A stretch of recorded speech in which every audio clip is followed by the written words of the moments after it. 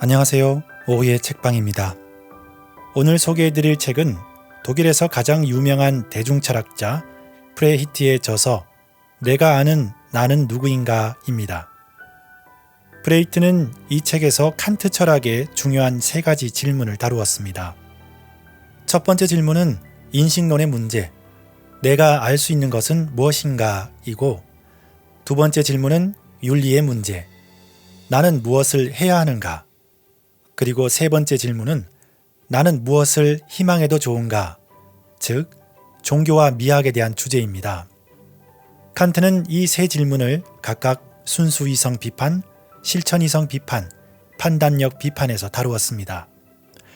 프레히트는 칸트의 세 질문에서 비롯되는 삶의 다양한 질문을 위해 철학사의 거두들을 초대했습니다.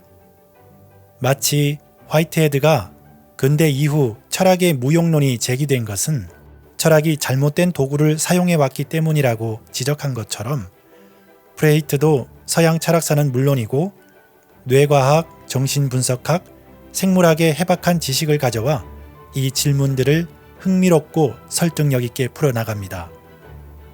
오늘 저는 이 책에 소개된 여러 철학자 중에서 대중에게 가장 사랑받는 철학자 중에 한 분, 니체의 이야기를 들려드리겠습니다. 사실 처음엔 비트겐슈타인 부분을 읽어드리려고 했는데요. 역시나 비트겐슈타인은 낭독으로 들어서는 이해가 어려운 내용이 많았어요. 눈으로 직접 읽고 천천히 생각하며 걸음마를 배우는 아이처럼 한 문장 문장을 짚어가며 읽어야 되는 주제였습니다. 반면 니체는 그의 삶과 사유가 영화처럼 펼쳐져서 낭독에 딱 좋겠다는 생각이 들었어요. 하이데거 철학의 거장이신 서울대학교 철학과 박창국 교수님은 이 책에 대해서 철학책이지만 누구든 이 책을 일단 손에 쥐면 놓기 힘든 드문 체험을 하게 될 것이라고 평하셨습니다. 내가 아는 나는 누구인가는 깐깐하기 그지없는 독일인들이 최근 가장 많이 구입한 철학책이라고 해요. 독일에서만 100만 부, 세계 40여 개의 언어로 번역되었습니다. 제목이 참 의미심장하죠? 내가 아는 나는 누구인가 라는 제목은 의외로 참 재밌는 상황에서 지어졌다고 해요. 그 유쾌한 이야기가 책의 서문에 있으니 책을 읽으실 때 서문부터 꼭 읽어보시길 권합니다. 자, 낭독을 시작하겠습니다. 인간의 인식은 어떻게 동물과 다른가? 우주의 영리한 동물. 프리드리히 니체. 스위스 질스 마리아에서 영원 회귀 사상을 구상하다. 옛날 쏟아질 듯 별들로 반짝거리는 우주의 외딴 곳에 별 하나가 있었는데 그곳에 사는 영리한 동물이 인식이라는 것을 고안해냈다. 이것은 세계 역사에서 가장 교만하면서 가장 기만적인 순간이었지만 단지 한순간일 뿐이었다. 자연의 호흡이 잠시 이어지다가 이내 그 별은 얼어붙었고 영리한 동물도 죽을 수밖에 없었기 때문이다. 이렇게 누군가는 하나의 우화를 지어낼 수도 있다. 그러나 그것만으로는 인간의 지성이 자연 안에서 얼마나 가엾고 얼마나 희미하고 무상하며 얼마나 무익하고 자의적으로 작용하는지 충분히 보여주지 못할 것이다. 인간의 지성이 존재하지 않았던 영원의 긴 시간이 있었다. 그래서 인간의 지성이 다시 끝난다 하더라도 아무런 일도 일어나지 않을 것이다. 인간의 지성에는 인간의 생명을 뛰어넘는 더 이상의 사명은 존재하지 않기 때문이다. 대신에 인간의 지성은 인간적이다. 단지 그 지성의 소유자와 생산자만이 지성을 격정적으로 받아들인다. 마치 세계의 축이 지성을 중심으로 도는 것처럼 말이다. 그런데 만약 우리가 모기와 의사소통할 수 있다면 우리는 모기들 역시 이와 같은 격정을 가지고 공중을 날아다니고 또 자신들이 이 세상 비행의 중심이라고 느낀다는 사실을 알게 될 것이다. 인간은 자기 자신을 완벽하게 과대평가할 줄 아는 영리한 동물이다. 인간의 이성이란 위대한 진실에 초점이 맞춰져 있는 것이 아니라 삶의 사소한 것들에 초점이 맞춰져 있기 때문이다. 철학사에 있어서 이처럼 시적이고 잔인한 방식으로 사람들에게 거울을 비추는 텍스트는 거의 없었다. 이 텍스트는 1873년에 탈고된 책 비도덕적 의미의 진리와 거짓에 관하여의 첫머리 부분인데 아마도 철학 서적 중 가장 아름다운 첫머리일 것이다. 저자는 바젤 대학교의 고전 어문학 교수였던 프리드리히 니체였으며 그의 나이 겨우 29살이었다. 니체는 그러나 영리하면서도 교만한 동물들에 관한 이 텍스트를 출간하지 않았다. 바로 얼마 전 그리스 문화의 토대에 관한 책을 펴냈다가 마음의 상처를 심하게 받았기 때문이다. 비평가들은 이 책이 비과학적이며 터무니없는 억측이라고 비판했는데 이것은 그렇게 틀린 이야기도 아니었다. 사람들은 실패한 신동이라고 떠들었고 그가 누렸던 고전 어문학자로서의 명성은 상당히 허물어지고 말았다. 니체의 어릴 때 이름은 프리츠다. 작센 지방의 레켄이라는 마을에서 태어나 잘레강이 흐르는 나움부르크에서 성장한 어린 프리츠는 재능이 아주 뛰어나고 이해력이 빠른 학생이었다. 주위의 모든 기대를 한 몸에 받았을 정도로 매우 전도유망했다. 니체의 아버지는 루터교회 목사였고 어머니 역시 매우 종교적인 삶을 살았다. 니체의 나이 4살이었을 때 아버지가 돌아가셨고 얼마 되지 않아 남동생도 사망했다. 그 후 니체의 가족은 나움부르크로 이사했으며 거기서 니체는 어머니와 여동생, 2명의 이모, 할머니 등 순전히 여자들만 사는 가정에서 성장했다. 니체는 재능이 뛰어나 초등학교뿐만 아니라 중고등학교 시절에도 이미 주목을 받았다. 그는 당시 명문 기숙학교 슐포르타에 입학해 우수한 성적으로 졸업하고 1864년 20살이 되던 해 본 대학교의 고전 어문학과에 입학했다. 하지만 고전 어문학과 함께 시작했던 신학 공부는 첫 번째 학기를 마치자마자 포기하고 말았다. 어머니의 바람대로 본격적인 목사의 길을 걸으려 했지만 정작 그에게는 믿음이 부족했다. 언젠가 나움부르크에서 샌님 같은 경건한 목사의 아들이라고 주위에서 조롱받았을 때 꼬마 목사인 그는 신앙심과는 아주 멀어지고 말았다.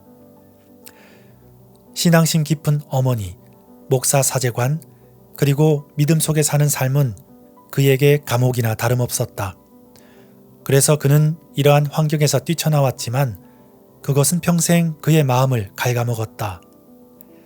대학에 입학하고 1년 후에 니체는 자신의 지도교수를 따라 라이프치 대학교로 옮겼다. 지도교수는 니체를 아주 높이 평가해 그를 바젤 대학교의 교수로 추천했고 그는 1869년 25살의 나이에 원외 교수가 되었다. 같은 해에 그는 라이프치히 대학에서 시험과 논문 심사를 거치지 않고 그동안 출판된 저술만으로 박사 학위를 받았고 동시에 교수 자격 취득 시험도 손쉽게 통과했다. 니체는 스위스에서 당대의 뛰어난 학자, 예술가들과 교류하게 되었는데 그 중에는 얼마 전에 라이프치히에서 만났던 리하르트 바그너와 그의 부인 코지마도 있었다. 니체는 바그너에게 열광했다. 바그너의 격정적인 음악에 영감을 받아 1872년 음악의 정신에서 비롯한 비극의 탄생을 출간했지만 바그너의 음악 못지않게 너무 격정적이어서 이 저술은 실패작이 되고 말았다. 음악의 정신에서 비롯한 비극의 탄생은 주목받지 못했고 오히려 많은 어문학자에게 비난을 받았다. 니체는 음악이 디오니소스적인 것을 대변하고 조용예술은 아폴론적인 것을 대변한다고 생각했다. 하지만 이 두 가지를 서로 대립시키는 일은 이미 초기 낭만주의 시대부터 있었고 그것은 역사적 진실에 반하는 억지 추측에 불과했다. 더구나 당시 유럽의 학문 세계에서는 훨씬 더 중요한 의미를 지닌 비극의 탄생의 온통 정신이 뺏겨 있었다. 비극의 탄생 출간 1년 전에 이미 영국의 저명한 식물학자인 찰스 다윈은 동물계에서 진화한 인간의 기원을 다룬 책을 발표했다. 캠브리지 대학에서 신학을 공부하기도 했던 다윈은 인간이 더 원시적인 동물에서 진화했을지 모른다는 생각을 적어도 12년 전부터 품고 있었으며 당시에 발표한 종의 기원에서 이것이 인간을 조명하는 의미 있는 빛이 될 것이라고 예고한 바 있다. 어쨌든 인간의 기원은 학계에 큰 충격을 안긴 히트작이었다. 1860년대 들어 수많은 자연과학자는 동일한 결론을 이끌어냈으며 이들은 인간을 동물계에 포함해 그 즈음 막 발견된 고릴라와 유사하게 분류해 놓았다. 교회 당국은 다윈과 그의 추종자들과 맞서 싸웠는데 특히 독일 교회는 제1차 세계대전이 발발할 때까지 오랫동안 투쟁했다. 하지만 애초부터 자명했던 것은 과거의 기독교적 세계관으로 되돌아갈 수 없다는 사실이었다. 인간 개개인을 창조하고 또 지도자로서 인간을 이끌어 주었던 신은 이제 죽은 것이다. 자연과학은 인간을 새롭고 매우 냉정한 모습으로 그려내어 승리를 자축했다. 즉, 원숭이에 대한 관심이 신에 대한 관심보다 더 컸다. 그리고 인간은 신을 닮은 모습으로 창조된 피조물이라는 숭고한 진리는 두 가지 생각으로 나뉘었다. 하나는 인간이 숭고한 존재라는 믿음이 흔들린 것이고 또 다른 하나는 인간은 영리한 동물이라는 단순한 진리가 등장한 것이다. 새로운 세계관에 대한 니체의 감동은 매우 컸다. 니체는 나중에 이렇게도 말했다. 우리가 필요로 하는 모든 것은 도덕적, 종교적, 미학적 상상과 감정을 하나로 융합시키는 화학이다. 이것은 마치 우리가 문화나 사회와의 크고 작은 교류에서뿐만 아니라 우리의 고독에서 체험하는 모든 활동과도 같은 것이다. 1870년에 이르러 수많은 과학자와 철학자는 니체가 말한 이러한 화학, 즉 신의 존재가 없는 생물학적 존재론에 몰두했다. 하지만 니체 자신은 사실 생물학적 존재론에는 전혀 관심이 없었다. 오히려 그는 인간의 자아상을 학문적인 관점에서 해석하면 무슨 의미를 띨까? 인간이 자아상을 가지면 더 위대해질 것인가? 아니면 더 왜소해질 것인가? 인간이 자기 자신을 이제 더 분명하게 파악한다면 이를 통해 모든 것을 잃을 것인가? 아니면 무엇인가를 획득할 것인가? 등등의 질문에 더 관심을 기울였다. 이러한 상황에서 그는 진실과 거짓에 관한 논문을 발표했는데 이 논문은 아마도 그가 쓴 논문 중 가장 아름다운 문구로 이루어진 텍스트일 것이다. 인간은 더 위대해질 것인가 아니면 더 왜소해질 것인가에 대한 질문에 니체는 그때그때의 분위기와 기분에 따라 달리 대답했다. 기분이 별로 좋지 않을 때는 침울하고 자책하는 마음으로 5.2성이의 프로테스탄트 복음을 설교했고 이와는 반대로 기분이 좋을 때는 위풍당당한 파토스에 사로잡혀 초인을 꿈꾸었다. 이때의 니체는 원대한 포부에 대한 환상을 가졌고 천둥이 울리는 것 같은 엄청난 자의식을 지녔다. 하지만 니체의 내면 세계와는 달리 그의 겉모습은 머리털이 곤두설 정도로 소름 끼치게 딴판이었다. 작은 키에 좀 뚱뚱하고 꽤 연약한 사내였다. 고집스럽게 보이면서도 가지런하게 정돈된 콧수염만이 유순해 보이는 그의 얼굴을 남성적인 것처럼 만들어 주었다. 니체는 어린 시절부터 병치레가 많았는데 그로 인해 허약해 보였으며 또한 실제로도 허약했다. 니체는 근시가 심했고 심한 발작성 편두통 때문에 많은 고통을 겪었다. 니체의 나이 35세 때 이미 육체적으로 폐인이 되었음을 느꼈으며 그래서 바젤 대학교에서의 교수직을 그만두었다. 그 이유가 매독 때문이라는 추측도 있지만 당시엔 매독에 걸린 것 같지는 않았다. 물론 매독이 훗날 그를 죽음에 이르게 했던 것은 사실이다. 1881년 여름, 그러니까 바젤 대학교를 떠난 지 2년이 지났을 때 니체는 개인적으로 완전히 마음에 드는 낙원을 우연히 발견한다. 그곳은 스위스 고산지대 오버엔가딘에 위치한 딜스마리아란 작은 마을이다. 그곳의 환상적인 풍경에 니체는 감동했고 영감을 받기에 충분했다. 니체는 매년 그곳을 찾았고 혼자 오랫동안 산책하며 격정적인 새로운 생각들을 연마하듯 고안했다. 그렇게 떠오른 생각 중 대부분은 겨울이 되면 이탈리아의 라팔로와 제노바, 프랑스의 니스 등 지중해 해변에서 원고에 옮겼다. 이 저작물을 보면 니체는 뛰어나면서도 문학적으로 까다롭고 인정사정 없는 비평가의 모습을 드러내는데 그 내용은 대부분 서양 철학의 아픈 곳을 노골적으로 지적하는 것들이었다. 그렇지만 그의 새로운 인식론과 도덕에 관한 독자적 제안들에 관한 한 니체는 충분히 숙성되지 못한 사회적 다윈주의에 열광한 나머지 감상적인 저속한 작품들을 내놓은 경우가 허다했다. 니체가 작품에서 어떤 명제를 힘주어 주장하면 그 명제는 더더욱 목표물에서 벗어났다. 신은 죽었다라는 명제를 니체는 수없이 많이 사용했지만 다윈 이후 니체의 동시대인들 대부분은 이미 이 말의 뜻을 알고 있었다. 1887년 니체는 마지막에서 두 번째로 질스 마리아의 만년설이 덮인 알프스의 정상을 바라보았다. 그리고 그의 과거 논문에서 다루었던 영리한 동물들에 관한 주제를 재발견했다. 그 주제는 인간이라는 동물 모두가 갖는 제한된 인식의 문제였다. 니체의 논박서 지식의 계보학 첫머리는 다음과 같이 시작한다. 우리는 우리에게 알려지지 않았다. 우리가 인식하는 주체인데도 서로에게 알려지지 않은 것이다. 여기에는 충분한 이유가 있다. 우리가 스스로 절대 찾아 나서지 않았기 때문이다. 사실이 이러니 우리가 어느 날 스스로 찾아 나서는 일이 어떻게 일어날 수 있단 말인가. 여기서 니체는 자기 자신을 단수가 아닌 복수로 언급하고 있고 또 매우 특별한 동물의 종으로 언급하고 있다. 우리의 보물은 우리 인식의 벌통에 있는 곳에 있다.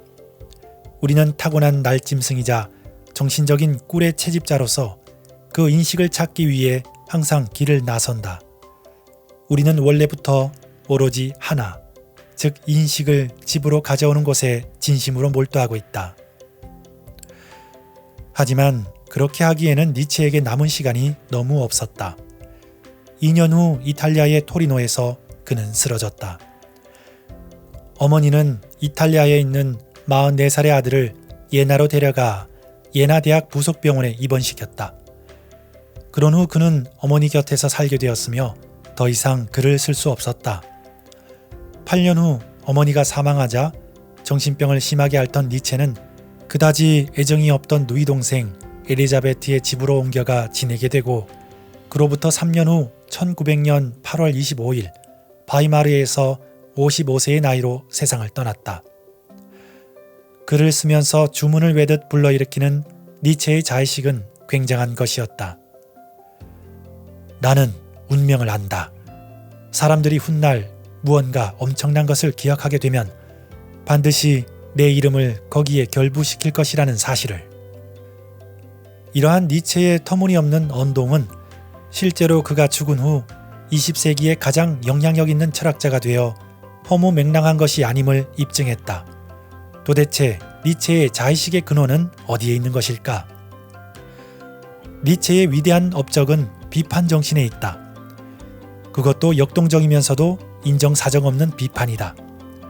인간 스스로 만든 방식의 논리와 진리에 따라 자신이 살고 있는 세계를 판단하는 것이 얼마나 주제넘고 무지한 짓인지를 니체는 그 이전의 어떤 철학자보다 더 열정적으로 보여주었다. 영리한 동물들은 자신들이 독점적인 지위를 점하고 있다고 믿었다. 이에 반해 니체는 인간이란 사실상 동물에 불과하며 인간의 사고를 규정짓는 것은 이성이 아니라 충동과 본능, 원초적 의지, 그리고 제한된 인식 능력이라고 강하게 주장했다. 그런 이유에서 당시 대부분의 서양 철학자가 잘못 생각하고 있었던 것은 인간을 아주 특별한 존재, 즉 자기를 인식할 수 있는 고성능 컴퓨터로 간주했다는 것이다. 과연 인간이 자기 자신과 객관적 실제를 정말로 인식할 수 있단 말인가? 정말로 인간에게 이러한 능력이 있단 말인가? 그런데 대부분의 철학자는 이를 의심하지 않았다. 이런 질문에 한 번이라도 의문을 품은 철학자조차 별로 없었다. 그들은 오히려 인간의 사고는 동시에 보편적 사고와 비견된다는 가설을 내세울 정도였다. 그들이 보기에 인간은 영리한 동물이라기보다 완전히 다른 차원에 있는 존재였다. 그들의 철학은 인간이 동물계로부터 받은 유산을 체계적으로 부정했다. 그들은 한 사람씩 번갈아가며 인간과 동물 사이에 건너뛸 수 없는 커다란 구덩이를 파낸 것이다. 생명력 넘치는 자연을 평가하기 위해 유일하게 인정받은 기준은 인간의 오성과 이성, 사고력과 판단력이었다. 그래서 그들은 단순히 육체적인 것은 별로 중요하지 않는 이 순위로 평가했다. 서양 철학자들은 인간에 대한 그들의 관념이 옳다고 확신하기 위해 신께서 인간에게 인식이라는 뛰어난 도구를 부여했다고 생각했음이 틀림없다. 그들은 백과사전에 가까운 자연의 책에서 세계에 대한 진리를 읽을 수 있었는데 그것의 도구는 바로 인간의 인식이라고 확신했다.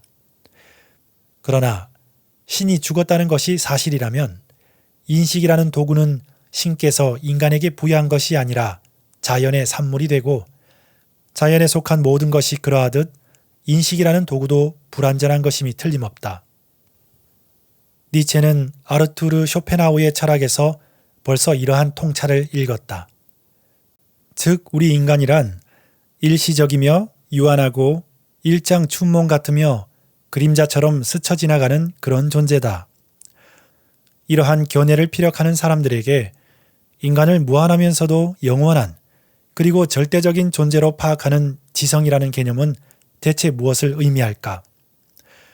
인간의 인식 능력은 이미 쇼펜하우어와 니체가 예감했듯이 진화론적 적응 과정에서 직접적으로 파생되었다. 그래서 인간이 인식할 수 있는 것은 진화의 경쟁에서 생겨난 인식이라는 도구가 인간의 인식 능력에 허용하는 것뿐이었다. 다른 여타의 동물처럼 우리 인간도 자신의 감각과 의식이 통찰력이 허용하는 범위 내에서 세상을 구체적으로 형상화하는 것이다. 한 가지만은 분명하다. 우리의 모든 인식은 무엇보다 우리의 감각에 의존한다는 것이다. 들을 수 없는 것, 볼 수 없는 것, 느낄 수 없는 것, 맛볼 수 없는 것, 그리고 더듬어 볼 수 없는 것들은 우리의 감각적인 인식 대상이 아니며 또한 그것들은 우리 인식 세계에서 존재하지 않는다. 아무리 추상적인 것이라 해도 그것을 상상하기 위해서는 그것을 하나의 부호 또는 상징으로 읽어내거나 볼 수 있어야 한다. 이 세계를 완전히 객관적으로 이해하기 위해 인간은 동물에게나 볼 수 있는 초인간적인 감각기관이 필요할 것이다. 예를 들면 독수리의 눈이 지닌 초능력, 수킬로미터 떨어진 곳에서도 냄새를 맡을 수 있는 곰의 후각 기능, 물고기의 몸에 배열되어 있는 기계적 감각기인 측선계, 지진이 일어나기 전 미세한 진동도 감지해내는 뱀의 능력 등등이다. 이 모든 것 중에서 인간이 할 수 있는 것은 아무것도 없으며 그 때문에 사물에 대한 포괄적이면서도 객관적인 관점도 있을 수 없다. 우리가 살고 있는 세계는 세계 그 자체인 것이 절대 아니며 개와 고양이, 새 또는 풍뎅이의 세계와 다를 바 없다. 수족관에 있는 아버지 물고기는 어린 물고기에게 이렇게 설명한다. 얘야, 이 세계란 물로 가득 찬 하나의 커다란 상자란다. 니체는 철학과 종교에 관해 냉혹한 시선을 보냈는데 이러한 사실은 인간에 대한 대부분의 자기 정의가 얼마나 힘들었는지를 입증해주고 있다. 인간의 인식이란 예를 들어 진리란 무엇인가 하고 급박하게 질문을 재촉한다고 해서 이를 통해 형성되는 것이 아니다. 이보다 훨씬 더 중요한 질문은 내가 살아남고 계속 발전하기 위해 무엇이 최선인가 하는 것이다. 이러한 질문에 도움이 되지 못하는 것은 아마도 인간의 진화 과정에서 중요한 역할을 할 기회가 거의 없었기 때문일 것이다. 니체는 이러한 인간의 자기인식이 인간을 더 현명하게 만들어 혹시라도 인식 감각을 증대시키는 초인으로 발전할 수 있으리라 막연한 희망을 가졌다. 하지만 여기서도 역시 니체의 파토스보다 더 나은 처방은 신중함이었다. 인간의 의식에 관해 아무리 많이 통찰하더라도 인간에게 완전한 객관성을 지닌 인식이란 불가능하다는 사실에는 변함이 없기 때문이다. 또한 니체 시대 이후 엄청난 발전을 이루었던 우리가 앞으로도 계속 주시하게 되는 니체의 화학, 즉 주도 면밀하게 개발한 측정 도구와 극도로 예민한 관찰 방법을 사용한다 하더라도 완전한 객관성을 지닌 인식이 인간에게 부정되는 것은 마찬가지였다. 그런데 완전한 객관성을 지닌 인식이 인간에게 부정되고 거부된 것이 나쁜 일일까? 만약 인간이 자기 자신에 관해 모든 것을 알게 되면 그것이 훨씬 더 바람직하지 못한 일이 아닐까? 우리 머리 위에서 자유롭고 독립적으로 떠도는 진리가 과연 필요한 것일까? 진리를 찾아가는 길이 또한 아름다운 목표가 되는 경우가 종종 있다. 특히 그것이 긴장 넘치는 길일 경우 그러하다. 우리를 우리 자신에게 인도해주는 복잡하게 얽힌 길들처럼 말이다. 니체는 도덕의 계보학에서 이렇게 묻고 있다. 우리는 우리 자신을 찾아 나선 적이 결코 없었다. 그런데 어느 날 우리 자신을 찾아내는 일이 어떻게 가능하단 말인가? 그러므로 현재 우리에게 가능한 범위 내에서 우리 자신 찾기를 시도해보자. 어떤 길을 선택해야 할 것인가? 어떠한 방법을 사용할 것인가? 길의 종착지에서 찾게 되는 것은 과연 어떤 모습일까? 우리의 모든 인식이 척추동물의 두뇌를 벗어나지 못하고 그 속에서 벌어진다면 바로 이 두뇌에서 시작하는 것이 최선일 것이다. 그러면 첫 번째 던질 질문은 다음과 같다. 인간의 뇌는 어디에서 유래한 것일까? 인간의 뇌가 지금처럼 이렇게 형성된 이유는 무엇일까? 자, 여러분은 프레이트가 던진 마지막 질문에 어떻게 생각하시나요? 왜 인간의 뇌는 이렇게 생겼을까? 프레이트가 던진 마지막 질문에 대한 제 생각은 사실 지난번 뇌과학 시리즈에서 말씀을 드렸습니다. 니체에 대한 설명 중 어떤 부분은 사실 동의하지 않습니다. 저 또한 생각을 하고 철학적 사유를 하는 사람이기 때문에 저자의 말에 비판적 사유를 할 수 있는 것이죠. 여러분의 생각은 어떠신가요? 질문을 던지고 진리를 찾아가는 그 과정 자체가 목적일 수도 있다는 프레이트의 말에 딱 반은 동의합니다. 많은 질문만 던지고 답을 제시하지 못하는 것은 철학자 자신의 한계를 드러내는 것이고 한편 비겁한 것이라고 생각해요. 하지만 질문조차 던지지 않는 것은 집을 나서지 않는 것과 똑같은 거죠. 질문할 수 있는 힘, 그리고 사유할 수 있는 힘을 길러주는 철학책 내가 아는 나는 누구인가 여러분께 일독을 권해드립니다. 하루의 다짐이 흐트러지는 나른한 오후 좋은 책, 의미 있는 이야기로 당신을 응원합니다. 오후의 책방 구독과 좋아요 부탁드릴게요.